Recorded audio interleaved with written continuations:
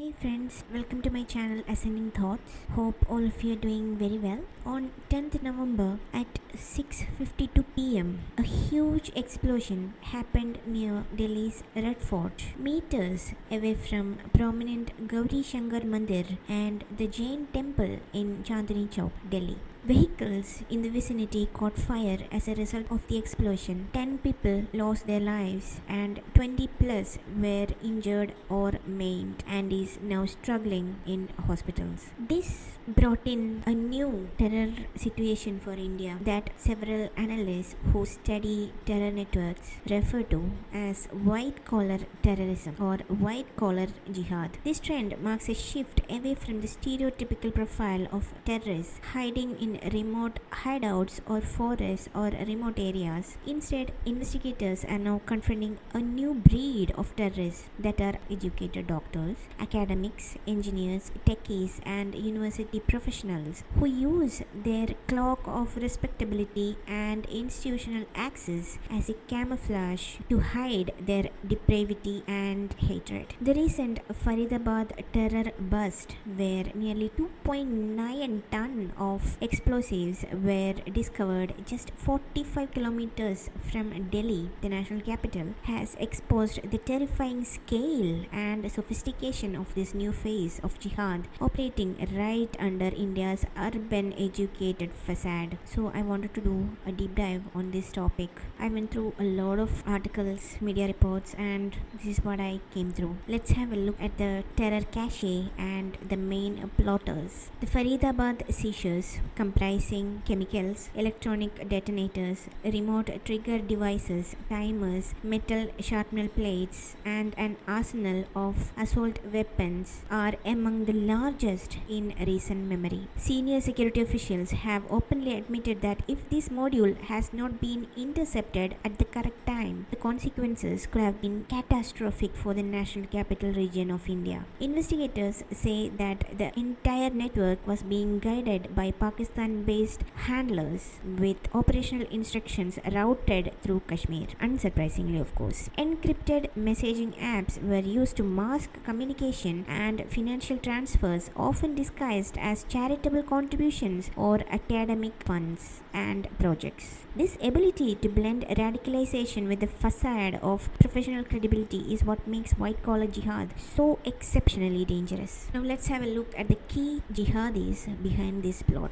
The first one is Dr. Muzammil Shakil from Pulwama, Kashmir, a 35-year-old so-called physician who coordinated directly with Pakistan-based handlers. Raids on his Dauj and Fatehpur Taga rented rooms recovered 350 plus kg explosives, assault arsenal, ammunition, 2563 kilogram of certain chemicals. I don't want to name the names here on YouTube. Remote components for explosives. He operated under the cover of a well-settled medical professional while storing enough materials to build multiple large explosives. The next one is Dr. Adil Ahmad Rathar from Kulgam, Kashmir. Linked through CCTV analysis after JEM threat posters surfaced in Naugam, Kashmir. Adil had worked at GMC Anantnag before relocating to Saharanpur. His arrest led police to an assault weapon hidden in his college locker, imagine, proving deep institutional infiltration by these radicalized terrorists. There have been 8 arrests so far. Those include Dr. Muzammil Shakil from Pulwama, Dr. Adil Ahmad Rathar from Kulgam, Dr. Shahina Shahid from Lucknow, who is a female jihadi, Cleric Maulavi Irfan Ahmad from Shopian, Kashmir, Arif Nisar, Yasir Al-Ashraf,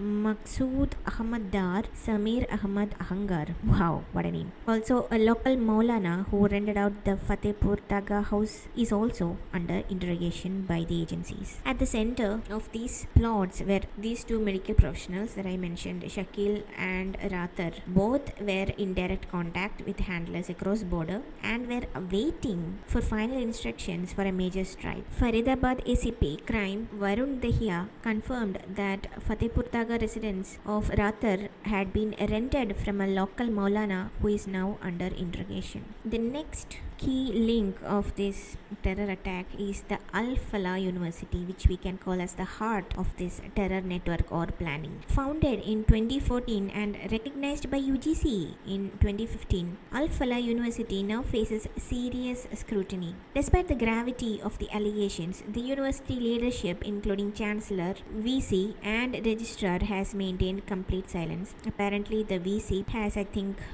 she has put up a statement, but other two are silent. The three arrested medical professionals are all associated with this university. Investigators suspect this university provided logistical support to Pakistan-backed groups like JEM and Ansar Ghazwa al-Hind by embedding themselves inside professional and academic sphere. Several university staff members have also been detained for questioning, and police have stationed teams inside the campus as the NIA probes possible foreign funding links as well. A disturbing historical shadow also hangs over this particular university's origin. Op India traced an old Milli Gazette report from 2000 indicating that this man, the so-called founder of this Al Falah University, Javed Ahmad Siddiqui, had previously been jailed allegedly with two of his brothers for a financial fraud case involving Al Falah Investment Limited. Court documents from that time described by Op India as the CMD of Al Falah group of companies accused of misleading investors and siphoning of more than 7.5 crore rupees in the year 2000. From these older financial crimes to the current terror-related investigation, the pattern surrounding the institution leadership raises serious concerns that can no longer be dismissed. My other question is, if there was criminal background when it comes to the university chancellor itself, why didn't UGC investigated the background before giving them approval? No, the most shocking factor of this plot is the involvement of Dr. Shahina Shahid. She's from Lucknow's Lal Bagh and is now named as India's first female white-collar jihadi operative. The involvement of a woman in such a heinous plot has shocked the nation. She was arrested after an assault weapon was discovered hidden inside her Maruti Suzuki Swift car. According to Delhi police sources quoted by NDTV channel, Shahina was allegedly given the responsibility of establishing Jamaat al-Mominat, that is Jaish-e-Mohammed terror group's newly formed women's terrorist wing in India. Her orders reportedly came from Sadia Asar, the sister of notorious UN-designated terrorist Masood Asar, who also founded JEM terrorist group, and this woman, Sadia Asar, oversees the women's wing of terrorism in Pakistan. Shahina, who had a close relationship with Dr. Muzammil, used her academic profile, campus presence, and mobility to quietly recruit females and coordinate logistics while appearing to be an ordinary female medical professional.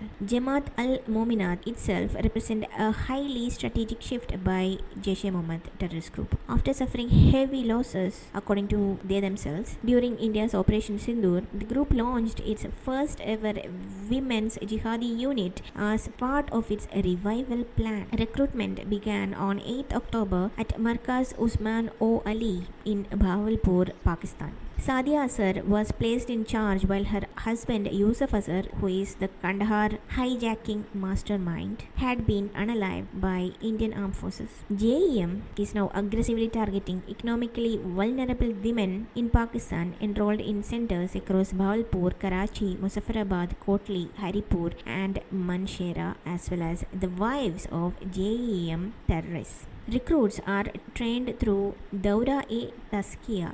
Forgive the pronunciation, I don't know Urdu. The primary radicalization course promising so-called, quote, paradise for those who fight and attack India, unquote, followed by Daura-aya al-Nisa, a doctrinal program interpreting religious texts to justify female jihad. Masood Asar's sister Samira and Afira Farooq, the wife of Pulwama terrorist or mastermind Umar Farooq, hold senior leadership roles. Masood Asar has publicly claimed that 14 members of his family, including his sister Hawa Bibi, were killed in India's Operation Sindoor, and that the idea of a woman's wing was started with her before she died. So this also proves the Congress party's lies, where they ask for proof of Air Force strikes when these Pakistani terrorists themselves are saying that we killed half half his family. Honestly, I don't know who the Congress party is nowadays working for. Anyway, the cumulative evidence makes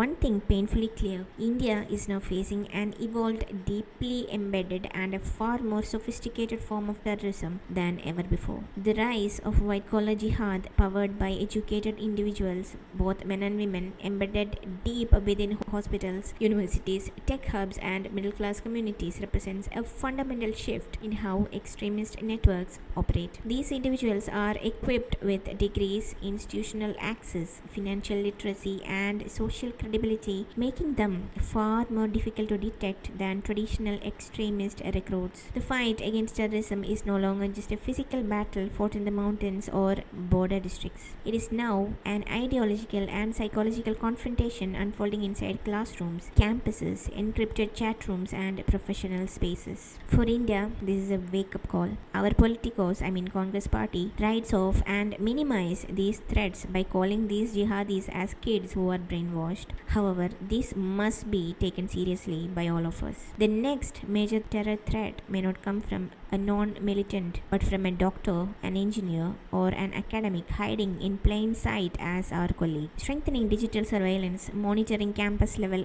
radicalization, auditing foreign funding, curtailing campus politics, building community awareness, and expanding counter-radicalization initiatives have become essential for India. The rise of white-collar terrorism has redrawn the battlefield, and India must respond with a strategy that recognizes the new hidden face of jihad: educated, professional, female, and dangerously invisible. So what do you guys think? Leave your opinions in the comment section. Hopefully you will like the video. Leave a like, subscribe and share as well. I wish you all a great weekend. Take care and bye.